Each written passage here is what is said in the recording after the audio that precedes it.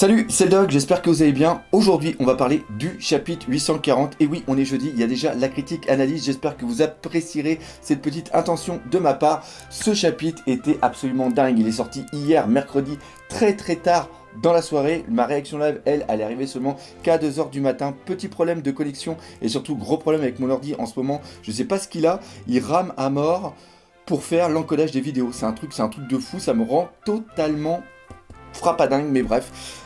Tout ça pour parler du chapitre. Ce chapitre 840 est un chapitre de fou. Il est directement dans la lignée de celui qu'on a eu la semaine dernière, c'est-à-dire le chapitre 839 consacré spécialement au Vismok et à Senji. On a enfin une grande partie de son flashback et ça c'est dingue. Encore une fois, pas mal de révélations, surtout le fait que Jaji était en relation avec Vegapunk. Vegapunk, on en attend de plus en plus parler. Bref, plein de choses à dire et c'est ce qu'on va voir justement dans la critique analyse du chapitre de la semaine, le chapitre 840, un chapitre qui m'a quand même un petit peu mis le tournis.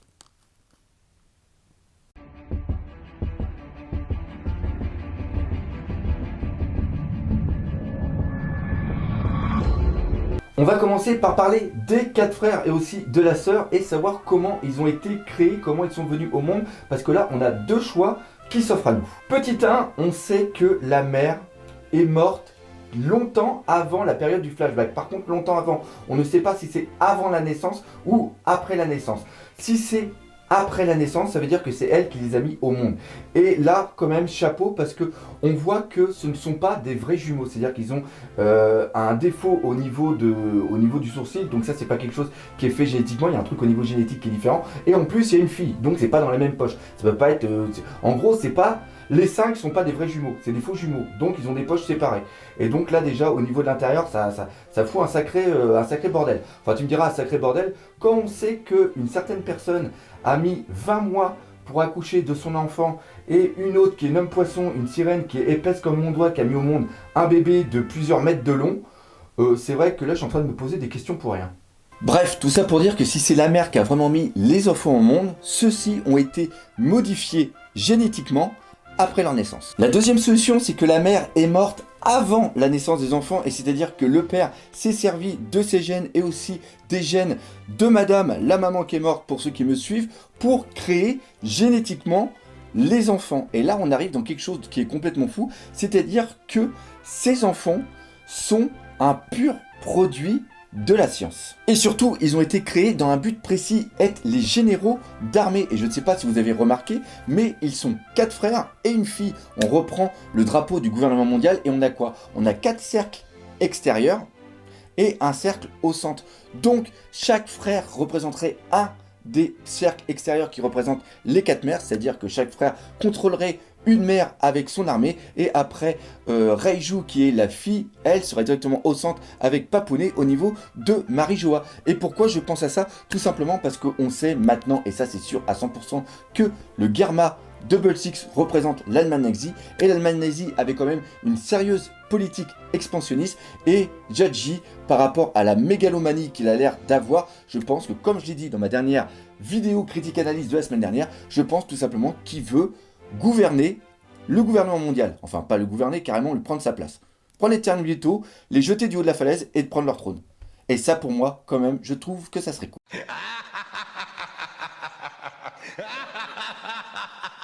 Maintenant qu'on sait que les 4 frères, et aussi la sœur je l'oublie tout le temps, ont été conçus soit génétiquement, soit été modifiés génétiquement, on comprend pourquoi ils ont les sourcils vrillés. Tout simplement, c'est que cette spirale est un petit peu le symbole de l'ADN. D'ailleurs, la bonne question maintenant, c'est de se poser si le papounet a vraiment les sourcils vrillés. Je pense qu'on aura d'ailleurs cette réponse le jour où Senji va lui décocher un bon gros coup de latte dans sa gueule qui va lui péter le casque, et on verra que, et ça serait vraiment cool d'ailleurs qu'on voit qu'il n'ait pas de sourcils vrillés.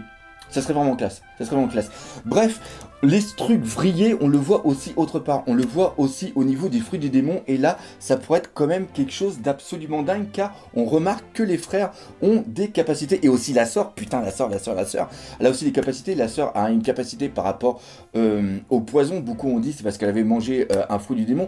Par contre, elle ne peut pas avoir mangé un fruit du démon, parce que le fruit du démon du poison est déjà avec quelqu'un, que ce soit le logia d'un point de vue gaz, ou tout simplement le paramécia qui est au niveau de Magellan. Et là, ça me fait penser à quelque chose d'absolument fou.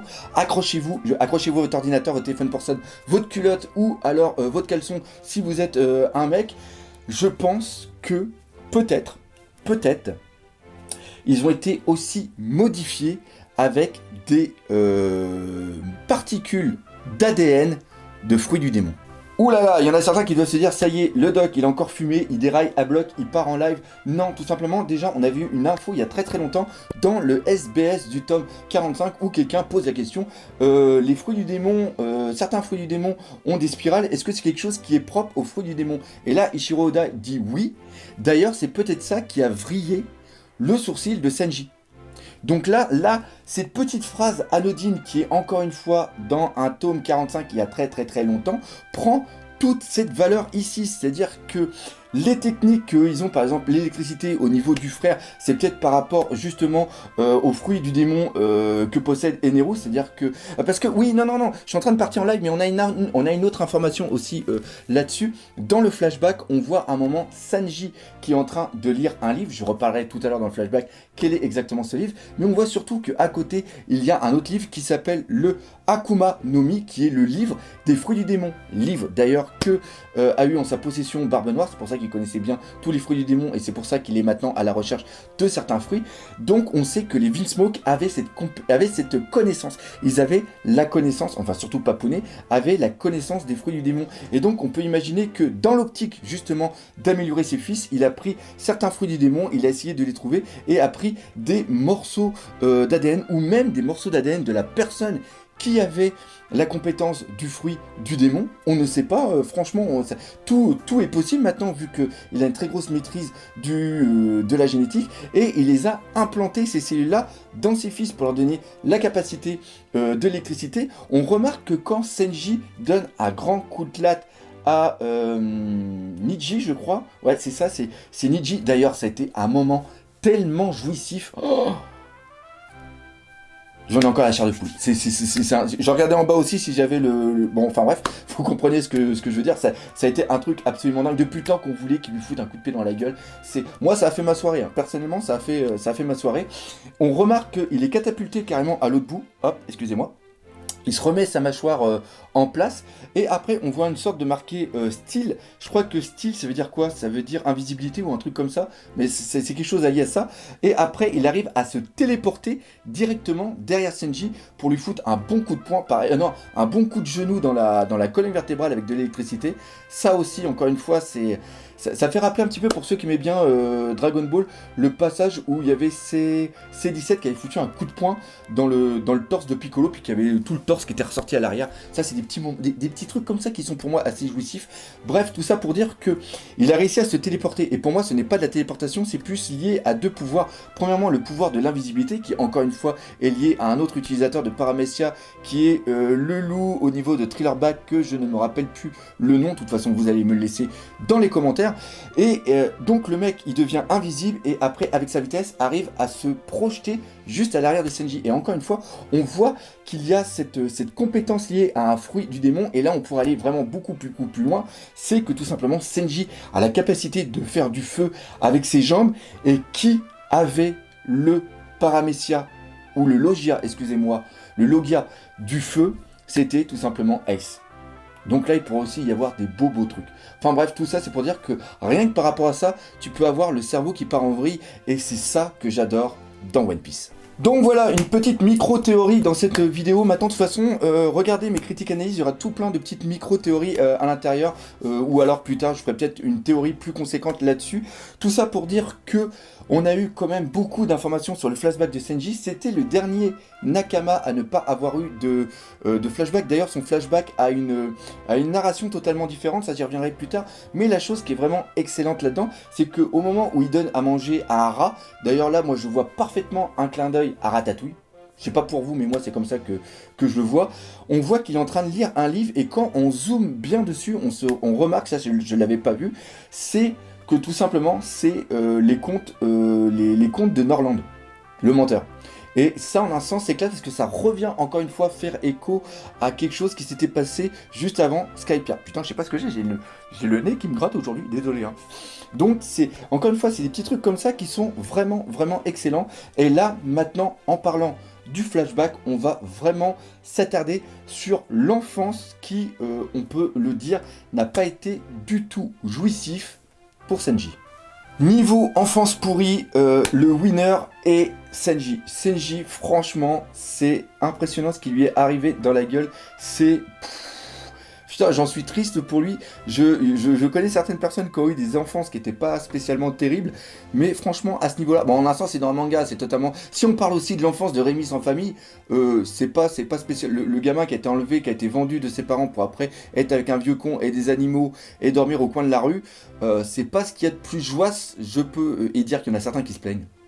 Bon, enfin bref, tout ça pour dire que l'enfance de Shinji était quand même assez dure. Parce qu'on voit foncièrement qu'il a envie de faire plaisir à son père.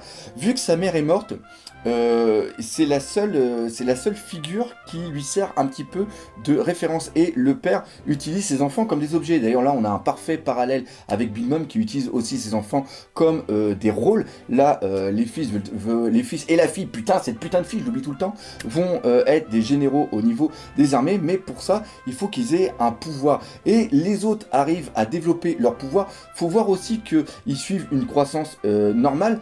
Par contre lui Senji c'est le vilain petit canard, il arrive à rien. Et ce qui est vraiment excellent dans ce que dit le sorte de médecin, c'est qu'il dit qu'il est tout simplement il est qu'un simple humain. Je trouve que cette phrase a toute sa valeur, a vraiment cette saveur de dire que un humain c'est de la merde.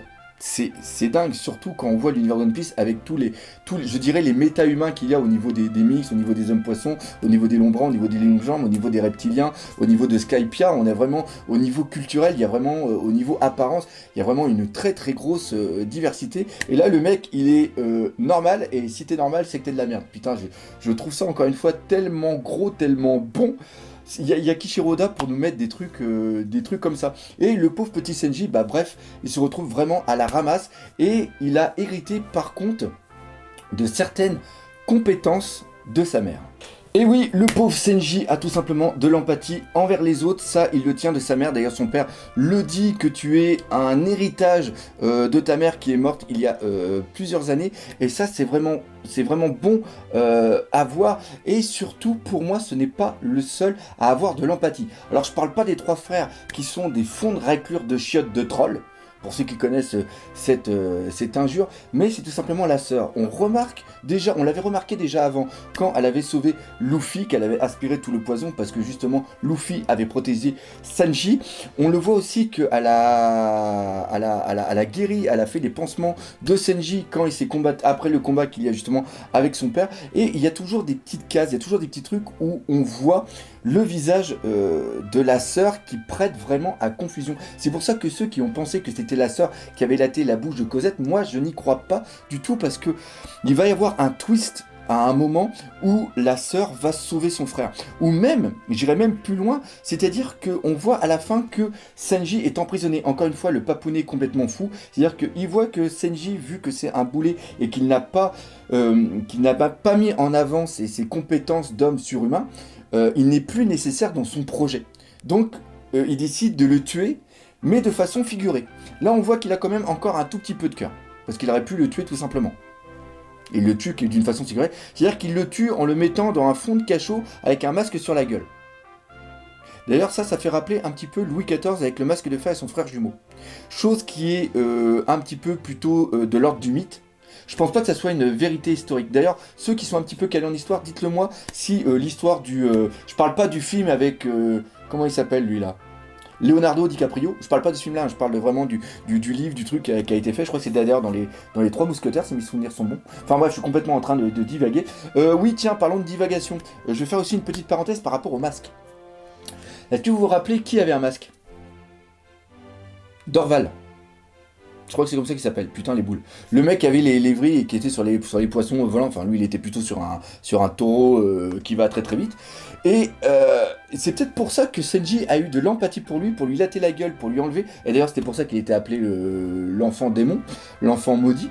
Et on voit le parallèle justement entre les deux. C'est-à-dire que Senji avant avait un masque pour se cacher, et lui, il avait un masque pour ne pas être reconnu. Enfin, il y a un truc là-dessus qui est quand même assez sympa. Tout ça pour dire que j'ai complètement divagué, pour dire que oui, c'était la sœur qui avait de l'empathie pour son frère, et quand il est enfermé et qui supplie son père de venir le délivrer, et chose qui ne sera pas faite, quelqu'un ira le délivrer parce que obligatoirement Senji a pris s'est enfui. Et là je pense sincèrement que c'est la sœur qui est venue le délivrer. Sauf que Senji n'est pas au courant de ça. À un moment il a dû se réveiller, la porte était ouverte, les gardes à côté étaient totalement out, et il y a la sœur qui est dans l'ombre qui regarde son frère partir et qui l'aide justement qui l'aide sans que Senji s'en aperçoive, pour que celui-ci puisse s'enfuir. Et je pense qu'à un moment on aura cette révélation, et ça fera un gros twist au niveau de l'histoire avec Levin Smoke. Je sais pas ce que vous en pensez de ça, mais encore une fois, je pense que ça serait plutôt sympa. Ce flashback va aussi servir à quelque chose, va aussi servir d'excuse pour un futur power-up de Senji. C'est-à-dire que on remarque qu'il a été créé, qu'il a été modifié ou encore une fois créé génétiquement, je ne sais pas sur quel pied danser exactement, mais on sait qu'il a ses capacités latentes en lui. Même si le docteur dit que c'est un simple humain, on remarque que maintenant il a les capacités de pouvoir faire du pied avec ses jambes, chose qui est très pratique quand tu veux t'allumer une cigarette, sauf que Senji utilise toujours un briquet, donc ça n'a absolument rien à voir là-dessus. Mais on remarque qu'il a quand même créé cette capacité, on remarque qu'il est capable de maîtriser le skywalk et qu'il a maîtrisé aussi le waterwalk. On voit aussi qu'il est hyper puissant alors que il ne s'entraîne presque jamais, et aussi contre Vinsmoke, malgré qu'il n'avait pas, il ne me semble pas qu'il avait utilisé le haki de l'armement, mais il a quand même réussi, en se faisant fissurer les tibias, certes, mais il a quand même réussi à faire des passes d'armes, enfin de combat avec Vergo. Donc ça montre que d'un point de vue génétique, il est quand même supérieur à un humain, et vraiment de très très très très loin. Pareil, on l'a déjà vu pouvoir faire des putains de sauts gigantesques.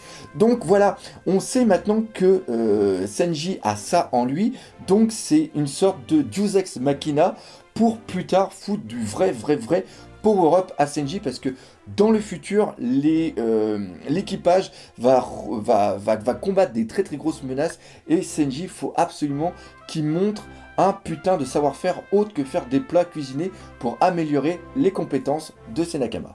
Il y a une dernière chose à dire sur ce flashback qui est pour moi vraiment important, c'est que c'est déjà, comme je l'ai dit, le dernier flashback au niveau des Nekama, mais il n'y a pas du tout la même utilisation.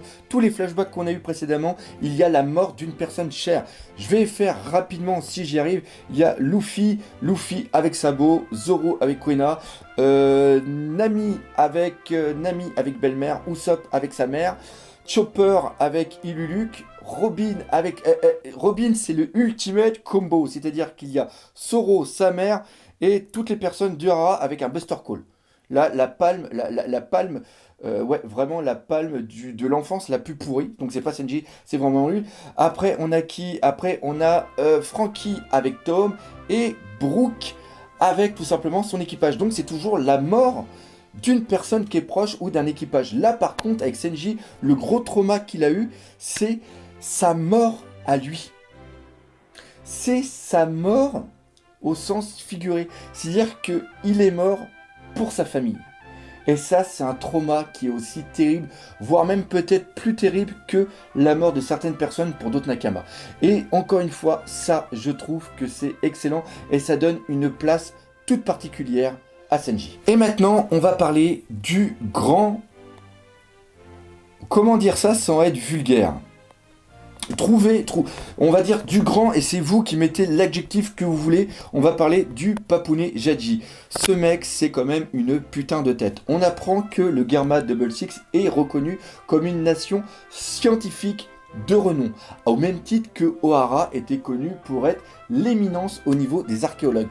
Ils étaient tellement connus que Vegapunk a appelé Jaji pour travailler avec lui sur un projet. Le projet a mené, et c'est Vegapunk qui l'a trouvé, directement sur le génome. Et là maintenant, ça met en évidence plein de choses. Premièrement, le fruit du démon qu'a mangé Momonosuke, c'est un vrai faux fruit du démon, c'est-à-dire que ce n'est pas un fruit du démon naturel, mais c'est un fruit du démon qui a été créé par Vegapunk, qui est le fruit du démon du dragon. Ce qui veut dire que même si Momonosuke a le fruit du dragon, quelqu'un d'autre peut l'avoir aussi. Voilà. Deuxièmement, il arrive à faire des trucs de fou, c'est-à-dire que c'est lui qui a réussi à mélanger un fruit du démon avec une arme. Vous voyez ce que je veux dire? Il a créé les pacifistas, qui est une amélioration d'humains. D'ailleurs, c'est des humains créés génétiquement, c'est-à-dire qu'ils n'ont pas trouvé des clones, ils n'ont pas trouvé des sosies de Kuma, parce qu'ils ressemblent quand même à Kuma. Donc il y a quand même une partie métallique dedans. Donc il y a quelque chose qui a été fait d'un point de vue génétique et aussi d'un point de vue mécanique. Et il arrive aussi à foutre des capacités de fruits du démon par rapport à celui de Kizaru, qui est le Pika Pika no Mi, si je ne dis pas de conneries. Alors là, si j'ai une connerie, je vais me faire défoncer dans les commentaires. Tant pis, je laisse ça dans la vidéo. Il y a tellement comme truc dans One Piece que des fois, tu te mélanges un tout petit peu. Donc, on comprend pourquoi. Et surtout, on comprend, et on l'avait déjà appris par rapport à César, que Vegapunk a une certaine éthique. On va reprendre ça depuis le début. Vegapunk avec Jack-J et d'autres scientifiques, on ne sait pas par contre s'il y a César qui était dans l'eau, mais César, vu qu'il avait fait des trucs sur la géantification, peut-être qu'il était aussi avec eux, ont réussi à trouver, enfin encore une fois c'est Vegapunk qui a réussi à trouver le secret de l'ADN et aussi du génome, mais certaines personnes ont dit que c'était un petit peu dangereux pour être dans la main de certains humains. Ça, c'est tout simplement les Tenryobito. Donc les Tenryobito ont pris Vegapunk et ont dit « Toi, garçon, tu vas travailler pour moi, pour le gouvernement mondial. » Et ça vient encore rebondir sur quelque chose, c'est-à-dire que Vegapunk, par rapport à son éthique, a quand même travaillé avec le gouvernement mondial, mais entre parenthèses, est en train de travailler pour les révolutionnaires. Ça aussi, je vous en ai parlé il y a très longtemps, dans une certaine théorie. Et d'autres scientifiques ont aussi travaillé avec lui, et il y en a d'autres par contre qui sont partis. Et justement, Jack-J fait partie de ces scientifiques qui ont réussi à se tirer à temps pour ne pas être sous le joug du gouvernement mondial. Et lui, Papounet, il a continué à faire ses petites recherches de son côté, et ainsi sont nés Riri, Fifi, Loulou, Donald et Daisy. Voilà, je vais les appeler comme ça. Vous remettez qui, où va où. Et ainsi, il a créé aussi cette armée, et là il y a un gros problème avec cette armée, c'est que les clones n'ont pas la conscience d'être des clones. Et ça va être un sérieux problème pour plus tard, enfin un sérieux problème par rapport au Vinsmoke. Dans Star Wars, vu qu'on va faire le parallèle avec les clones ont la conscience d'être des clones, ils savent qu'ils sont des objets, ils savent qu'ils sont des soldats et qu'ils doivent justement répondre aux ordres et combattre pour le Nouvel Empire. Dans mes souvenirs, c'était ça. Et en un sens, il ne peut pas y avoir de rébellion, parce qu'ils savent à quoi ils servent. Donc ils ne seront pas surpris. C'est-à-dire quelqu'un va les voir et dire « Hey, t'es un putain de clone » ou tu vas dire « Oui, je sais ». Sauf que là, c'est pas du tout pareil. C'est-à-dire que les Vinsmoke, avec leurs clones pions, eux ne sont pas au courant qu'ils sont des pions. Et le jour où ils vont l'apprendre, putain, ça va chier sa mère. Mais quelque chose de coton. Ça va être vraiment très fort. Et là, encore une fois, c'est un futur possible et ça va vraiment foutre la merde. Parce qu'en un sens, Big Mom, est-ce qu'elle veut aussi utiliser cette armée? Est-ce qu'elle veut elle aussi se créer une armée par rapport à cette alliance? Ça encore, c'est plein de questions. Et le futur au niveau de cet arc, on ne sait pas du tout où il va. Parce que quelque chose qui était parti tout gentillé d'une sorte de Alice au pays des merveilles, là on est en train de se transformer dans un truc à la Matrix. Donc c'est complètement fou. Et on ne sait pas où ça va aller. Le seul qui sait, à la rigueur, c'est Oda. Et je sens encore une fois qu'on va se faire trouer le cul, mais d'une façon monumentale. Alors justement, en parlant d'Oda, je voudrais parler d'une petite erreur qu'il y a dans ce chapitre. Comme je le dis, j'adore ce qu'il fait, mais quand il y a des erreurs, faut le dire. Là, l'erreur, c'est tout simplement au niveau des bracelets. Ce ne sont pas des menottes, ce sont des bracelets. C'est-à-dire qu'ils ne sont pas liés entre les menottes, et quand tu es lié, là, il pouvait faire quand même ce qu'il voulait avec ses bras. On est d'accord là-dessus, il pouvait se fumer une cigarette. Quand on voit le chapitre précédent, c'est-à-dire qu'à la fin du chapitre 839, quand Yongji ouvre la porte et qui fait voir à Senji qu'à l'intérieur, il y a plein de flacons avec de l'eau et des mecs à l'intérieur, Senji, il a encore ses bracelets.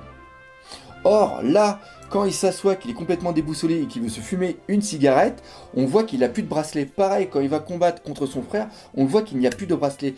Or, normalement, il a encore ses bracelets. Donc ça, c'est une erreur qui est faite. C'est peut-être pas lui qui a fait l'erreur en tant que tel. C'est peut-être l'un des assistants qui normalement était là pour dessiner les ombrages, faire les contours, les effets spéciaux et mettre les bracelets. Mais je pense que dans la version manga, cette erreur sera réparée un peu comme l'erreur qu'il y avait eu au niveau du Gear 4 avec les tongs. pour ceux qui s'en rappellent. Donc voilà, cette critique analyse du chapitre 840 est maintenant terminée. Comme d'habitude, j'espère que vous l'aurez apprécié. N'hésitez pas à partager cette vidéo, parlez-en autour de vous, laissez des commentaires et défoncez la gueule de ceux de putain de pouces bleus, comme si c'était un pouce bleu d'Evin Smoke. Et nous, comme d'habitude, on se dit à bientôt pour de nouvelles aventures One Piece. Allez, salut mes Nakama.